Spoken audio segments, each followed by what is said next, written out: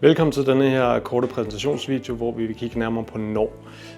NOR er en spot, som kan fås i mange forskellige monteringsmetoder. Du kan få den som væglampe, du kan få den som skinnespot, som jeg står med her, og så kan du også få den som pendel. En anden mulighed er også at indbygge den i loftet. Det foregår med en lille rund plade, hvor du har indbygget den i loftet. Men vi skal se nærmere på den, hvor man monterer den i skinner. Så først og fremmest så vil jeg nævne, at skinneadapteren ser sådan her ud. Det er en enfaset skinne, som hedder Global. Du har mulighed for at ændre retningen på denne her måde. Du kan også ændre retningen på den anden måde. Og så har du altså en unik mulighed for at ændre selve vinklen af lyset. Og det er det, vi skal kigge nærmere på i dag. Så kom med i forhold til monteringen af lampen.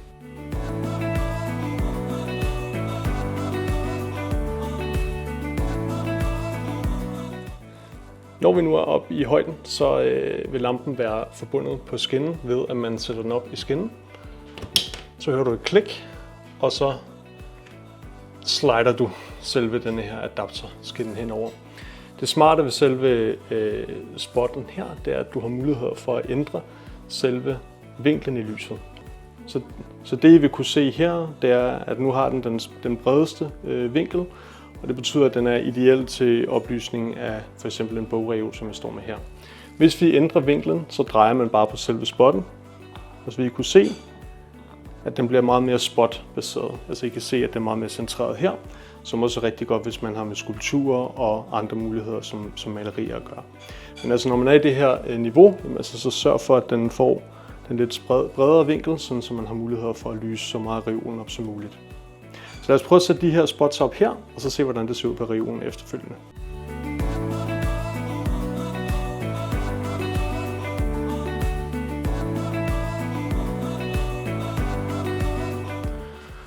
Og som man kan se bag ved mig, så er der altså en bogreol, som er meget jævnt belyst, og det er fordi, vi virkelig kører bredt i vinklen.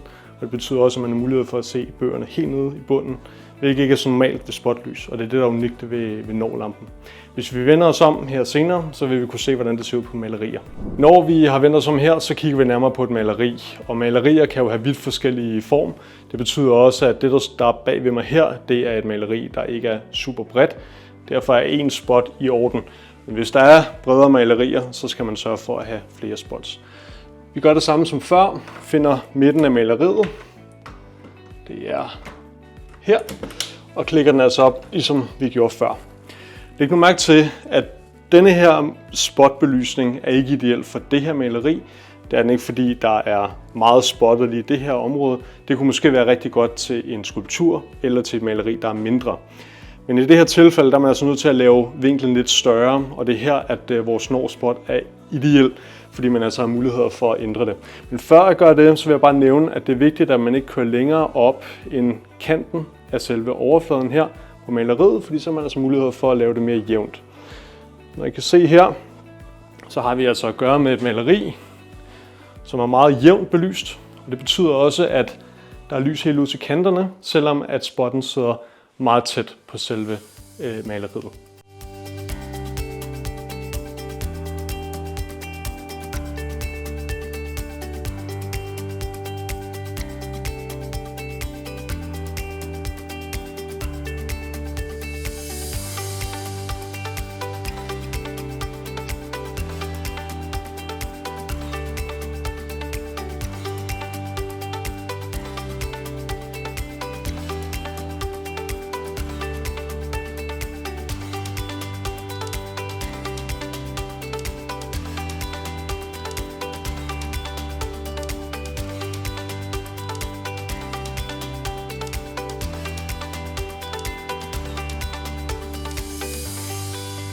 Et andet eksempel på et maleri er det, vi har i baggrunden her.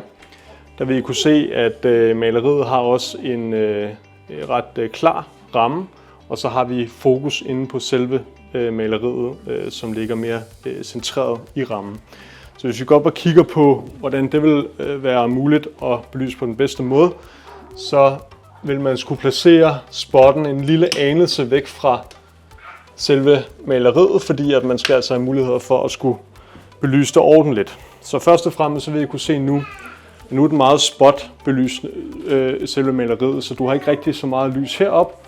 Du har relativt meget lys i den midterste del af maleriet. Det er det, vi prøver enten at undgå eller få mere diffust. Det kommer igen an på, hvad for et maleri og hvad for nogle ønsker man vil have med det. Men hvis man går ind og ændrer det, så vil man altså kunne se, at man har en bredere lysspredning her.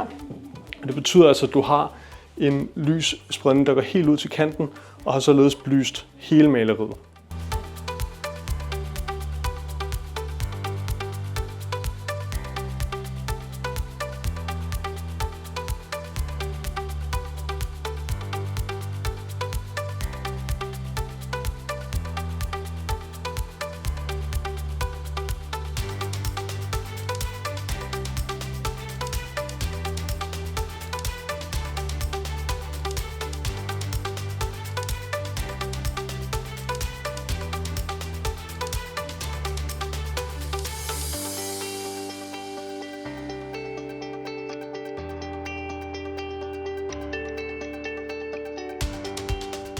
Så det er altså sådan, man kan bruge NOR. Man kan bruge den på rigtig mange forskellige måder. Og I så selv med hensyn til malerierne, men også i forhold til bogreolen bag ved mig, at der virkelig er mange muligheder for at ændre spredningen, hvilket er det ideelle med denne her spot. Så selvom spotten er rigtig tæt på den her bogreol bag ved mig, så er der altså som sagt mulighed for at få spredt lyset, sådan så selv de nederste bogreoler de får lys.